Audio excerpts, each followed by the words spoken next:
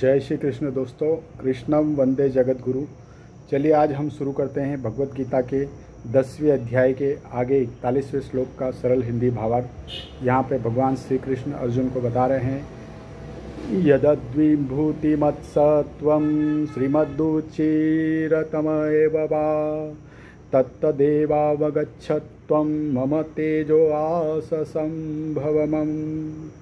अर्थात जो भी विभूतियाँ अर्थात ऐश्वर्य युक्त, कांति युक्त और शक्ति युक्त वस्तु है उसको तू मेरे तेज के अंश की अभिव्यक्ति जान।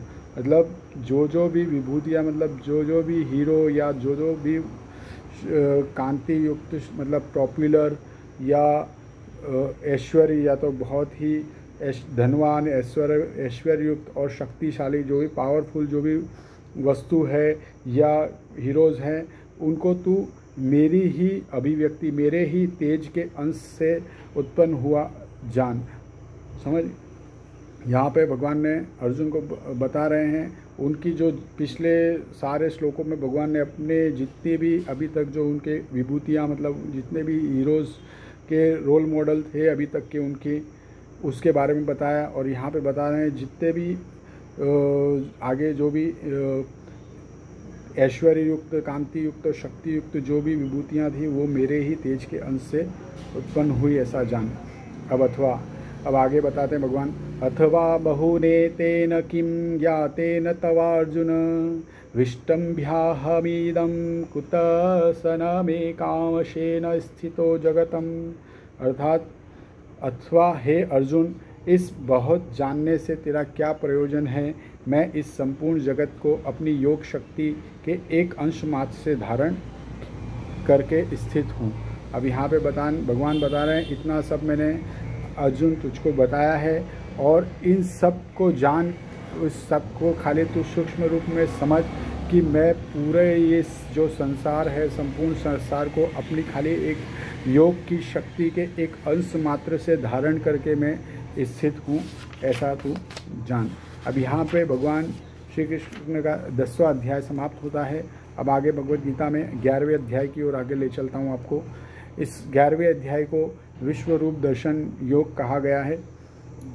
अब यहाँ पे 11वें अध्याय में अर्जुन वाच्य है। अर्जुन अब भगवान कृष्ण से प्रश्न करते हैं, मदनुग्रहाय परम गृहमध्यात्म संगीतमं यत्वो योक्तं वच्चस्तेन महोऽयं विगतो मम। अर्थात हे अर्जुन, मुझ पर अनुग्रह करने के लिए आपने जो परम गोपनीय अध्यात्म विषयक वचन अर्थात उपदेश कहा, उससे मेरा वह अज्ञान नष्ट हो गया है। अब यहाँ पे अर्जुन भगवान श्री कृष्ण को बोल रहे हैं कि आपने जो वचन कहे हैं, जो उपदेश आपने अभी तक मुझे दिया, उससे जो मेरे अंदर जितना भी अज्ञान था, अंधेरा था, मेरे वो दूर हो गया है। अब मेरा सारा अज्ञान नष्ट हो चुका है। भवाप्य यो हि भूतानां श्रुतो विस्तरशो मया त्वत्तः कमलपत्राक्ष महात्मयमपि चाव्ययमम्। अर्थात क्योंकि हे कमल नेत्र, मैंने आपसे भूतों की उत्पत्ति और प्रलय विस्तार पूर्वक सुने हैं तथा आपकी अविनाशी महिमा भी सुनी है।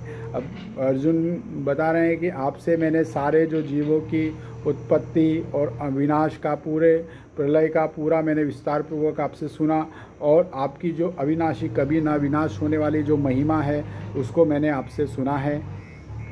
एवमेतद्धथात् त्वमात्मानं परमेश्वर दृष्टमिच्छामि ते रूपमेश्वरं पुरुषोत्तम। हे परमेश्वर, आप अपने को जैसा कहते हैं यह ठीक ऐसा ही है, परंतु हे पुरुषोत्तम, आपके ज्ञान, ऐश्वर्य, शक्ति, बल, वीर्य और तेज से युक्त ऐश्वर्य रूप को मैं प्रत्यक्ष देखना चाहता हूँ। अब भगवान से प्रार्थना करते हैं अर्जुन के, मैं आपके जो महान जो रूप है, जो शक्ति, बल, वीर्य, तेज युक्त जो ऐश्वर्य रूप है आपका, उसको मैं देखना चाहता हूँ। मन्यसे यदि तच्छक्यं मया दृष्टिमितिं प्रभो योगेश्वर ततो मे त्वं दर्शयात्मानमव्ययमम्। अर्थात हे प्रभु, यदि मेरे द्वारा आपका वह रूप देखा जाना शक्य है, ऐसा आप मानते हैं, तो हे योगेश्वर उस अविनाशी स्वरूप का मुझे दर्शन कराएं। अब भगवान से प्रार्थना कर रहे हैं कि हे भगवान, अगर मेरे द्वारा आपका जो रूप है देखे जाना संभव है तो कृपा करके मुझे आपका जो अविनाशी रूप है उसका दर्शन कराइए। अब भगवान कृष्ण अर्जुन को बोलते हैं, श्री भगवान उवाच पश्य मे पार्थ रूपाणि शतशोऽथ सहस्रशः नानाविधानि दिव्यानि नानावर्णाकृतीनि च। हे श्री भगवान बोले, हे पार्थ, अब तू मेरे सैकड़ों हजारों नाना प्रकार के और नाना वर्ण तथा नाना आकृति वाले अलौकिक रूप को देख।